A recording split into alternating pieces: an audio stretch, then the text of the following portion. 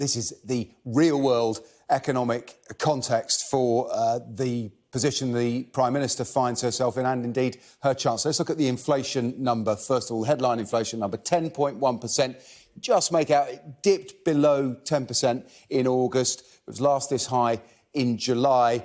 Actually, really, you have to go back here to the 1980s, to the last time we saw inflation above 10%. And we can have a look at some of the factors that are making up this huge increase in prices. Housing costs have risen more than 20% year on year. That's energy bills, gas and electricity prices that we've been talking about for so long, increasing those. Food, 14.5%. We'll come back to that in a minute. That is a really significant number. Transport costs, 10.6%.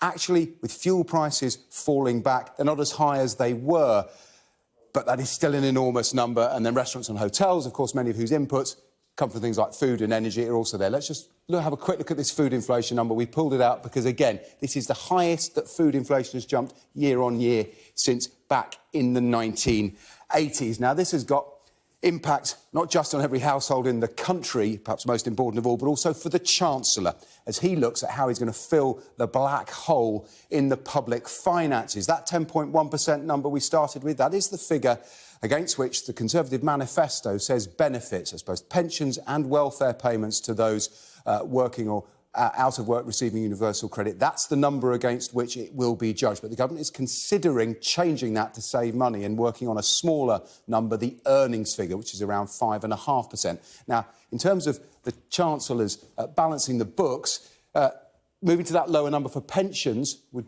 save £5.6 billion, and for working benefits, £2.4 billion. So a saving of £8 billion. When you've got close to £70 billion to find, that is very attractive. But the real-world impact on some of the poorest in society would be enormous. These numbers are from the Resolution Foundation. They calculate that if they went for this lower rating for benefits, a disabled adult receiving universal credit would be £380 worse off. A single adult with one child, nearly £500, and for a family with 3 children working, it should be said, but in receipt of benefits and renting, they could be nearly £1,000 worse off. We know there's a political price to changing, particularly the triple lock on pensions, and there's a wider economic picture the government is grappling with, but the personal cost of all this could be enormous.